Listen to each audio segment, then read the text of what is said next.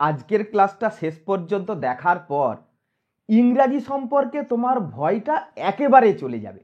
বাংলায় যে বাক্যগুলো তুমি ভাবলে সেগুলোকে ইংরাজি করতে গিয়ে সবচেয়ে বেশি যে দুটো জিনিস তোমাকে সমস্যায় ফেলে তার মধ্যে প্রথম হলো এমন অনেক বাংলা শব্দ তুমি ভেবে নিয়েছো যেগুলোর ইংরাজি তুমি জানো না।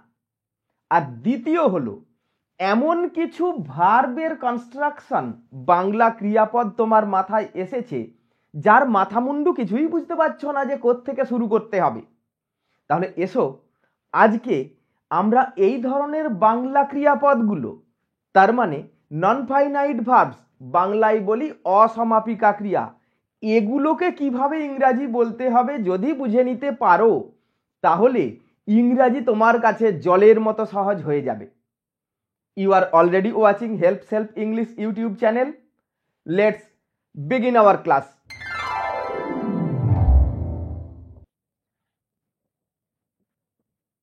আগের ক্লাসে আমি তোমাকে শিখিয়েছি কিভাবে সাবজেক্ট ভার্ব অবজেক্ট খুঁজে নিয়ে ইংরাজিতে ট্রান্সলেট করতে হয়। এই বাক্যটিতে দেখো সাবজেক্ট ভার্ব অবজেক্ট ছাড়াও আরও কিছু কথা আছে। তাহলে প্রথমে আমরা সাবজেক্ট ভার্ব অবজেক্টটা খুঁজে বের করি। বলেইছি বাংলা বাক্যে ক্রিয়াপদ সবার শেষে থাকে। তাহলে দেখেন, এটি হলো ভার্ব। কে দেখেন? অসীম বাবু, এই হলো সাবজেক্ট। কি দেখেন? খবর দেখেন, এই হলো অবজেক্ট। আর যেটা পড়ে রইলো এটা শেষে বলতে হবে। এই অংশটা তুমি আশা করি শিখে নিয়েছো। এইবার দেখো অফিস থেকে ফিরে এই যে পার্টটা ছিল একে ইংরাজি করব কি করে? না, একে ইংরাজি করার দুটো উপায় আছে। প্রথম যেটা হলো এই দুটো অংশকে, এই অংশটা যেমন একটা সেন্টেন্সের ফর্মেই আছে, এই অংশটাকেও সেটা করতে পারি। অসীম বাবু অফিস থেকে ফিরে আসেন, ফুল স্টপ। তারপর তিনি টিভিতে খবর দেখেন, দুটো বাক্য করে নিতে পারি।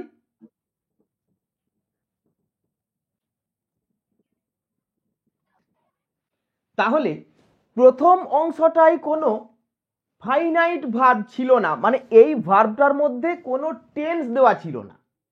আমি শুধু সেটাই করেছি, এই অংশটাকে একটা সেন্টেন্সের ফর্মে নিয়ে এসেছি।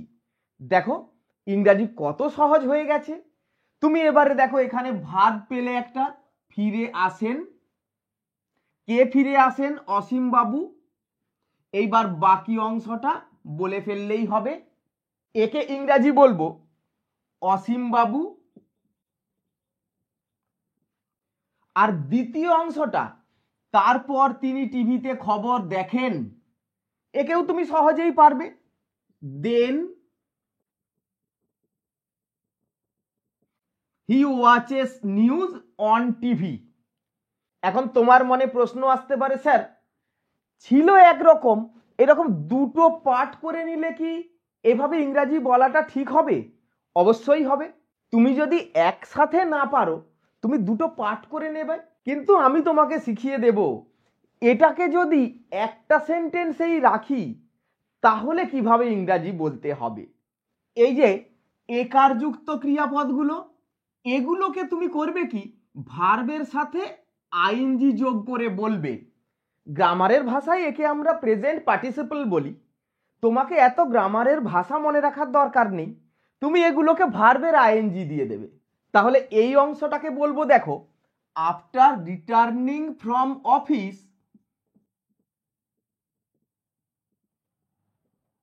অসীম বাবু ওয়াচেস নিউজ অন টেলিভিশন, এইভাবে বলবো।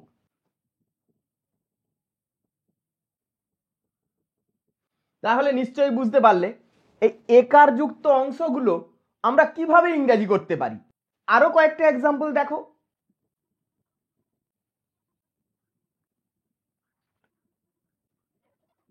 তার গল্প শুনে আমরা সবাই হাসতে লাগলাম।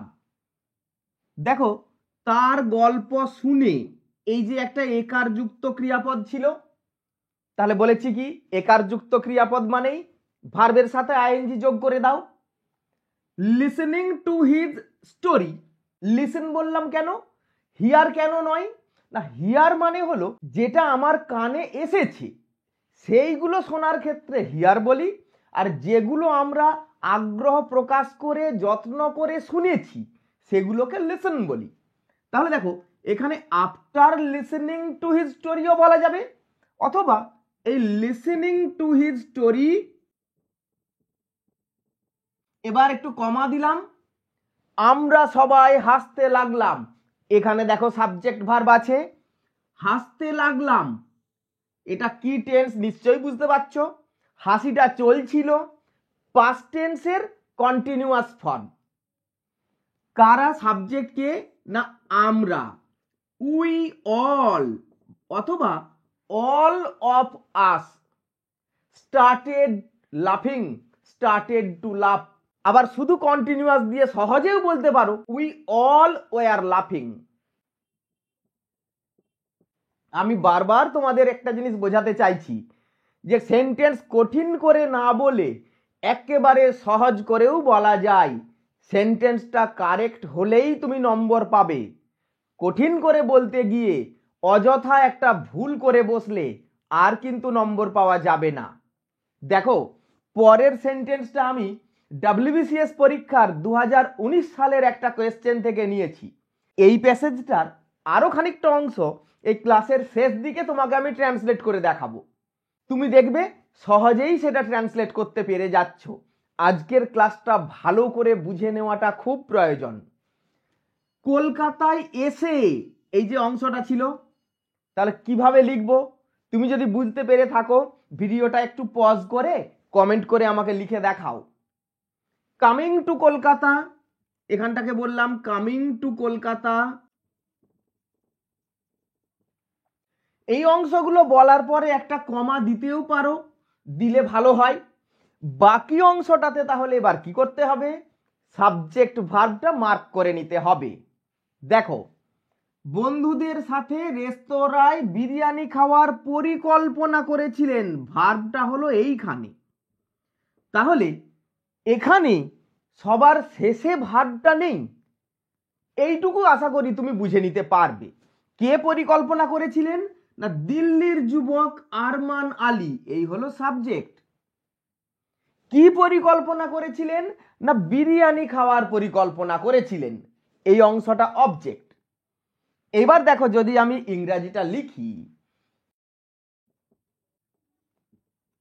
আ ইউথ ফ্রম দিল্লি নেমড অথবা কল্ড আরমান আলী, মানে দিল্লির যুবক আরমান আলী। একে আরো একরকম ভাবে বলা যেত, ইয়াং আরমান আলী ফ্রম দিল্লি পরিকল্পনা করেছিলেন, প্ল্যান্ড, মেড আ প্ল্যান। যে কোনো একটা কথা বলবো, প্ল্যান্ড। এইবার দেখো পিছন দিক থেকে যদি বলে আসি, রেস্তোরাঁতে বিরিয়ানি খাওয়ার, অফ ইটিং, অথবা এখানে হ্যাভিং বলা যেত, হ্যাভিং বিরিয়ানি রেস্তোরাঁতে, অ্যাট আ রেস্টুরেন্ট, বন্ধুদের সাথে, উইথ হিজ ফ্রেন্ডস। দেখো এই সাবজেক্ট ভার্ব অবজেক্টের আগের দিনের ক্লাসের শেখা ফর্মুলাটা প্রয়োগ করে এই রকম একটা বড় সেন্টেন্সকেও সহজেই ইংরাজি করতে পারলাম। শুধুমাত্র এই একার যুক্ত ক্রিয়াপদ যেটা তোমাকে এতক্ষণ সমস্যায় ফেলছিল ওইটাকে একটু সেপারেট করে দিয়েছি, ভার্বের আইএনজি বসিয়ে দিয়েছি। পরের এক্সাম্পলটা দেখো,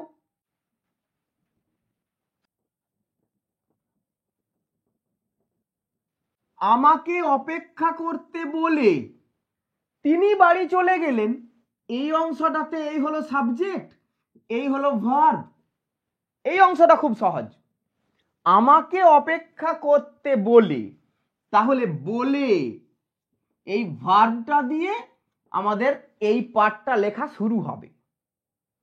আস্কিং মি, আস্কিং মি, এখানে যদি অনুরোধ করে থাকতো রিকোয়েস্টিং মি, টেলিং মিও বলা যেত, আস্কিং মি টু ওয়েট। এই যে করতে, এগুলো সাধারণত টু দিয়ে বলতে হয়। এটা এর পরেই আমরা শিখব। এই অংশটা বলার পরে হি ওয়েন্ট হোম, তিনি বাড়ি গেলেন মানেই তিনি বাড়ি চলে গেলেন, এটার আলাদা ইংরাজি বলার দরকার হয় না। তাহলে বুঝতেই পারছো একারযুক্ত ক্রিয়াপদগুলো ভার্বের আইএনজি দিলেই হয়। এর একটা ব্যতিক্রম আছে যেটা নিয়ে আমি ক্লাসের শেষে আলোচনা করব। তাহলে এবার এই যে বলছিলাম তে যুক্তগুলো, এগুলো সাধারণত টু দিয়ে বলতে হয়। করতে, এই যে তে যোগ করাগুলোকে করতে বললে টু ডু, যেতে টু গো, হাঁটতে টু ওয়াক। এইভাবে এই টু এর পরের ভার্বটা কিন্তু কোনো টেন্স দেওয়া যাবে না, একেবারেই বেস ফর্মটা বলতে হবে। তাহলে কয়েকটা এক্সাম্পল দিয়ে দেখে নিই। দেখো,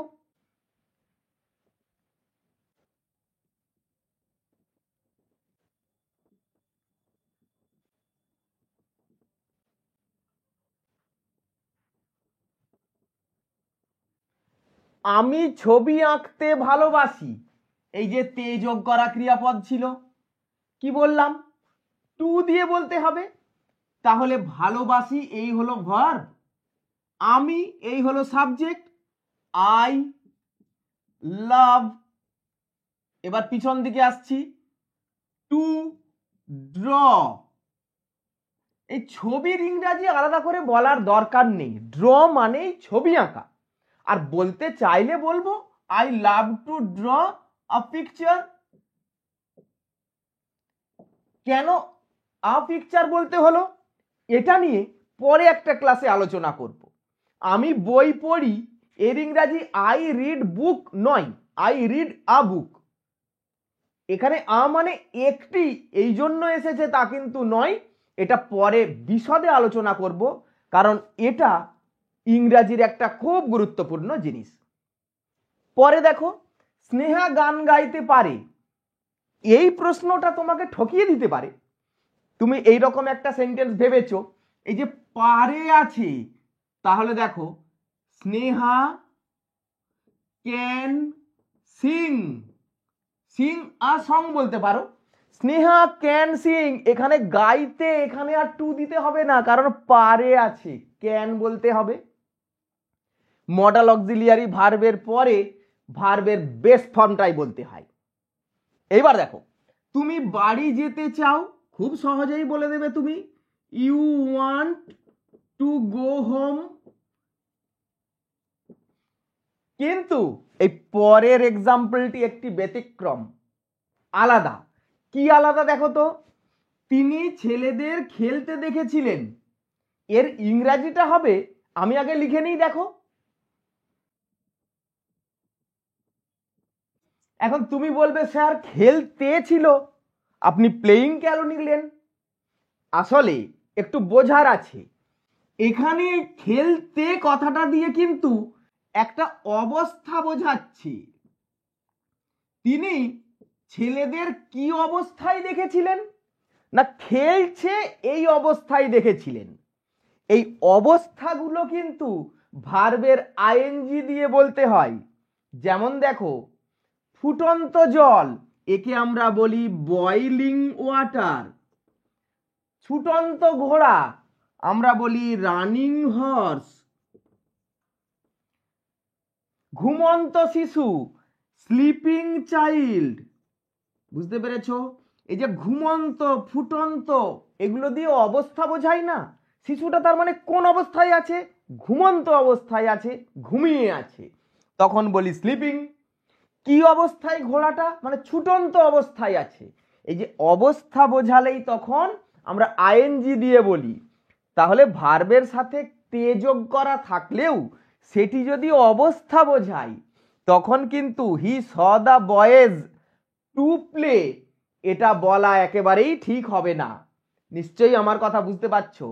আরো এক্সাম্পল দেখে নাও।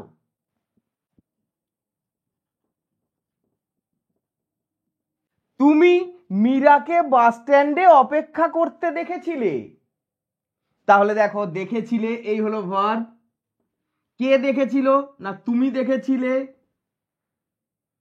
কাকে দেখেছিলে? মীরাকে। এই হলো অবজেক্ট। তারপরে যে বাড়তি অংশটা রইল, এই অংশটা পিছন দিকে বলতে বলতে আসবো। তাহলে সাবজেক্ট ভার্ব অবজেক্ট বাদে বাকি অংশটুকু আমরা উল্টো দিকে বলতে বলতে আসি, তাই তো? দেখো, you saw Meera, subject verb object বলেছি। অপেক্ষা করতে দেখেছিলে মানে অপেক্ষারত অবস্থায় দেখেছিলে। কোন অবস্থায় দেখেছিলে? অপেক্ষা করা অবস্থায়। তাহলে ওয়েটিং বলবো, ওয়েটিং এট দা বাস স্ট্যান্ড অথবা বাস স্টপ। দেখো সহজ লাগছে? এতক্ষণ দেখার পরে তোমার যদি মনে হয় তুমি শিখতে পারছো, ভিডিওতে এক্ষুনি একটা লাইক দাও, আর ভিডিওটা এক্ষুনি ফেসবুক এবং হোয়াটসঅ্যাপের মাধ্যমে তোমার বন্ধুদের জন্য শেয়ার করে দাও একবার। আশা করছি আমার জন্য এইটুকু তুমি নিশ্চয়ই করবে।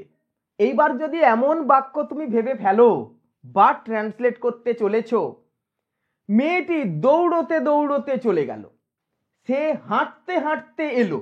এই যে দুবার তে যোগ করা আছে, এগুলো কিভাবে বলবো? আমি এক্সাম্পলগুলো লিখে নিই, তারপরে বলছি।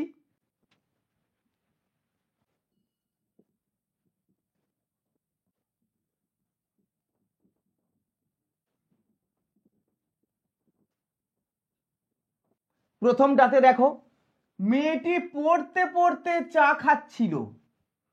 তাহলে এখানে দুটো কাজ হচ্ছে। তুমি যদি ভেঙে ভেঙে বলো মেয়েটি পড়ছিল এবং চা খাচ্ছিল, তাহলেও হবে। The girl was reading and drinking টি, এভাবেও বলতে পারো। আর তা না হলে এই যে পড়তে পড়তে, কাঁদতে কাঁদতে, দৌড়তে দৌড়তে, অবস্থা বোঝাচ্ছে না?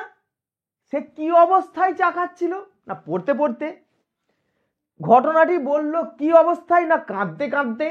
এই যে অবস্থা বোঝালেই কি বলতে বলেছি বলো? ভার্বের সাথে আইএনজি যোগ করবে। তাহলে দেখো, দ্য গার্ল খাচ্ছিল, পাস্ট কন্টিনিউয়াস টেন্স, তার খাওয়াটা চলছিল। ওয়াজ ইটিং বলবো না, ড্রিঙ্কিং টি। এইবার হোয়াইল রিডিং, শুধু রিডিংও বলা যায়, কিন্তু হোয়াইল রিডিং এখানে বলবে হোয়াইল রিডিং। ছেলেটি কাঁদতে কাঁদতে ঘটনাটি বলল। The boy told the incident মানে ঘটনা, স্টোরিও বলতে পারো, হোয়াইল উইপিং অথবা ক্রাইং। শিশুটি দৌড়তে দৌড়তে তার মায়ের কাছে গেল। দ্য চাইল্ড, এই যে গেল, করলো, খেলো, এগুলি কিন্তু সিম্পল পাস্ট টেন্স মানে গিয়েছিল। Went to his mother running. এখানে হোয়াইলটা উজ্জ্ব রেখেছি। তাহলে the child went to his mother running, নিশ্চয়ই সহজেই বুঝতে পারছো। এবার আমরা দেখব বাংলা ক্রিয়াপদের সাথে আকার যোগ করা থাকলে সেগুলোকে কিভাবে ইংরাজি বলবো। দেখো কয়েকটা এক্সাম্পল।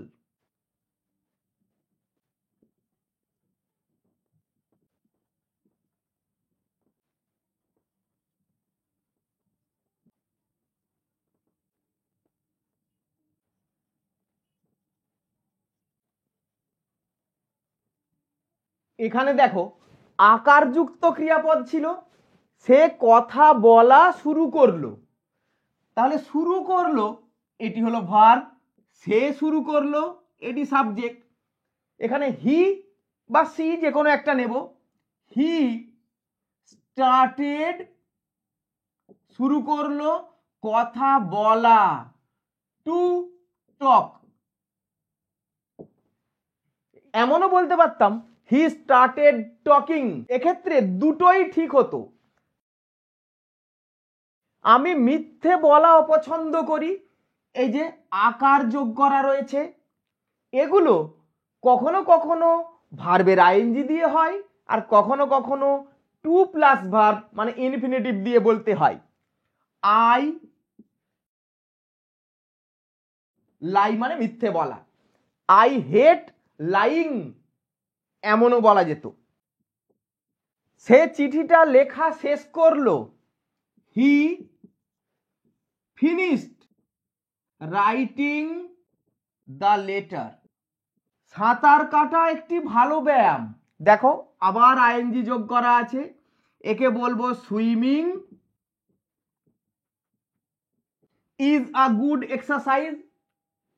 মিথ্যে কথা বলা পাপ, একে বলি আমরা to lie is a sin, sin মানে পাপ। এটি লেখা খুব কঠিন, আবার দেখো আকার যোগ করা আছে, to write this is very difficult. পরের সেন্টেন্স দেখো, সে বাগানে কাজ করা পছন্দ করে, তার মানেই হলো তার পছন্দ বাগানে কাজ করা, একই কথা। হি লাইকস, কিন্তু এমন এক একটা ক্ষেত্র আছে যেখানে এই দু রকম বলা যাবে না, শুধুমাত্র ইনফিনিটিভ টুটাই বলতে হবে। দেখো সেটা কি,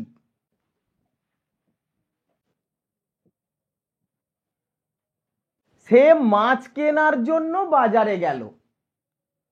তাহলে কেনার জন্য, একে তুমি ভাবছো বলবে ফর বাইং আ ফিশ, কিন্তু এইরকম বলাটা ঠিক নয়, যেহেতু এটাতে উদ্দেশ্য বোঝাচ্ছে, একটা পারপাস, এই উদ্দেশ্য বোঝালে সেগুলি ইনফিনিটিভ দিয়ে বলাটাই ঠিক।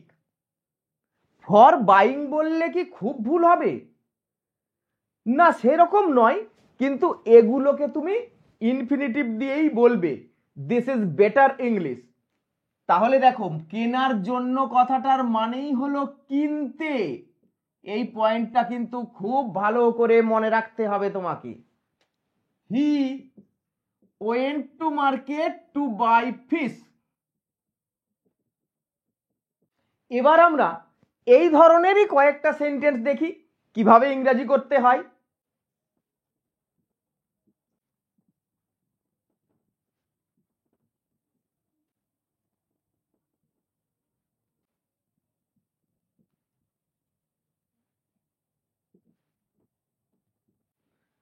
ওকে বসার চেয়ার দাও, বসার মানে দেখো বসার জন্য চেয়ার দাও।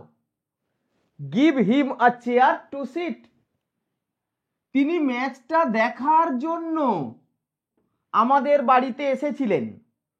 তাহলে he came to our house for watching the match বলা যেত, কিন্তু যেহেতু একটা উদ্দেশ্য বোঝাচ্ছে, দেখার উদ্দেশ্যে এসেছিলেন, ওই জন্য এখানে টু ওয়াচ বললে একটু ভালো হয়।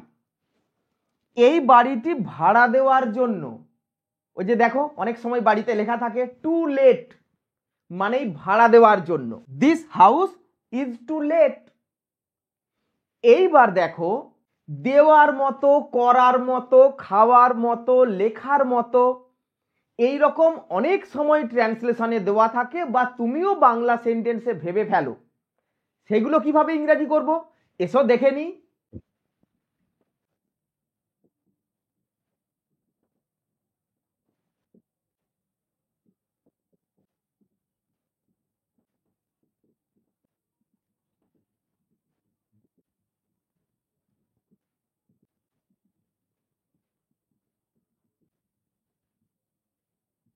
প্রথমে দেখো, তোমাকে দেওয়ার মতো আমার কাছে টাকা নেই, তোমাকে দেওয়ার মতো টাকা আমার কাছে নেই। এই যে দেখো দেওয়ার মতো, এগুলোও কিন্তু ইনফিনিটিভ দিয়ে বলবো। I have no money to give you. তার যাবার সময় নেই, he has no time to go, এই যে ইনফিনিটিভ দিয়ে বলেছি, যাবার মানেই যাওয়ার মতো সময় নেই, একই কথা, এটার মানেই হলো যাবার মতো। আবার দেখো, ছেলেটি গল্প বলাই খুব দক্ষ, তাহলে এইগুলি ছিল একটু আলাদা। ছেলেটি গল্প বলার ক্ষেত্রে খুব দক্ষ। এখানে দেখো, দ্য বয় ইজ স্কিল্ড মানে দক্ষ, এফিসিয়েন্ট, এরপরে একটা প্রিপোজিশন আসে, এটাকে বলি ফিক্সড প্রিপোজিশন, অ্যাপ্রোপ্রিয়েট প্রিপোজিশন, আর প্রিপোজিশনের পরেই নাউন থাকতে হয়। ওই জন্য এই ভার্বটার সাথে আইএনজি যোগ করে একে জিরান্ড করে নেওয়া হয়েছে, ইন টেলিং স্টোরিজ। তাহলে দেখো, প্রিপোজিশনের পরে যখন ভার্ব লিখবে সেটাও ভার্বের আইএনজি বলে দেবে। আমি একটা বাড়ি বানানোর কথা ভাবছি, তাহলে দেখো, ভাবছি, কই আই অ্যাম থিঙ্কিং বললাম না তো, আই থিঙ্ক কেন স্যার? কারণ এই থিঙ্ক ভার্বটার কন্টিনিউয়াস টেন্স করা যায় না। আমি গ্রামারের ক্লাসে শিখিয়ে চলেছি তোমাকে, নিশ্চয়ই তুমি সেসব ক্লাস দেখে অলরেডি শিখে নিয়েছো। আই থিঙ্ক অফ, এই যে অফ বলা হলো প্রিপোজিশন, ওই জন্য বিল্ডিং আ হাউস, তুমি এমন বলতে পারো না I think to build a house. The boy is efficient or skilled to tell stories, এইরকম বলা কিন্তু ঠিক হবে না। এতক্ষণ ধরে আমি বিভিন্ন ধরনের বাংলা ক্রিয়াপদগুলো তোমাকে শিখিয়েছি। শুরুতেই বললাম একটা ব্যতিক্রম ছিল একারযুক্ত ভার্বগুলোর ক্ষেত্রে। এবার এসো সেই ব্যতিক্রমী অংশটা নিয়ে আলোচনা করে নিই।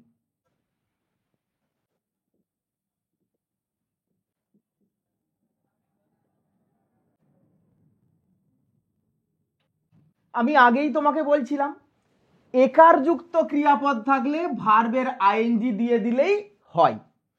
ক্লান্ত হয়ে সে বসে পড়ল, একে ইংরাজি করতে গেলে বলবো, এই যে হওয়া মানে বি ভার্ব, তাহলে বলবো being tired he sat down. কিন্তু এটার ক্ষেত্রে এইরকম বললে হবে না, তার কারণ দেখো, অঙ্কটি করে, তাহলে অঙ্ক একটা কাজ শেষ হওয়ার পরে আরেকটা বোঝাচ্ছে, অঙ্কটা শেষ হওয়ার পরে আমি ঘুমোতে গেলাম। যদি একটা কাজ সম্পূর্ণ শেষ হওয়ার পরে আরেকটা কাজ হয়েছে বোঝাই, তখন একটু আলাদা। তাহলে প্রথমটার ক্ষেত্রে নয় কেন না, যখন সে বসে পড়লো তখন তার ক্লান্ত হওয়াটা কি শেষ হয়ে গেছে? এইভাবে কি বলা যায় যে ক্লান্ত হওয়াটা শেষ হয়ে গেছে? ওই জন্য এক্ষেত্রে কিন্তু শুধু আইএনজি দিলেই হয়ে গেছে। কিন্তু দেখো, এর বেলায় একটা কাজ শেষ হয়ে গেছে বোঝাচ্ছে, এক্ষেত্রে হ্যাভিং বলতে হবে, হ্যাভিং ডান দ্য সাম। তাহলে এক্ষেত্রে কি করছি আমরা, হ্যাভিং বলে মানে পারফেক্ট টেন্স নিয়ে আসছি, আর ভার্বের 3 নম্বরটা বলছি, having done the sum I went to bed. পরেরটাতেও দেখো, কাজটি শেষ করে রিয়া বাড়ি গেল, তাহলে রিয়া যখন বাড়ি গেল তার আগে তার কাজটা শেষ হয়ে গেছে, মানে এই অংশটা পারফেক্ট টেন্স হয়ে গেছে। ওই জন্য এখানেও তাই, হ্যাভিং ফিনিশড বলতে হবে, having finished the work Riya went home. তাহলে যদি বলি আওয়াজ শুনে আমি বাইরে এলাম, তাহলে আমি যখন বাইরে এলাম তার আগে কি আমার শোনাটা শেষ হয়ে গেছে? এমন তো বোঝাচ্ছে না, হয়তো আওয়াজটা চলছে, এমনও হতে পারে। তাহলে যখন পুরোপুরি শেষ হয়ে গেছে বোঝাবে তবেই কিন্তু এটা করা যাবে। তাহলে আওয়াজ শুনে আমি বাইরে এলাম, তাহলে একে কি ইংরাজি করব? তোমরা কমেন্ট করে আমাকে জানাও, আমি প্রত্যেকের কমেন্ট দেখে ঠিক হয়েছে কিনা তোমাকে রিপ্লাই দেব। কোনো অংশ কঠিন লাগলে সেই অংশটা বারবার দেখবে। এর পরের দিন আমরা বিভিন্ন ধরনের সেন্টেন্স নিয়ে আলোচনা করব, আর যে বাংলাগুলোর ইংরাজি তুমি জানো না সেগুলো কিভাবে ইংরাজি করবে এটা শিখব। আজকের ক্লাস তাহলে এখানেই শেষ করলাম। See you in the next class. Thank you for watching.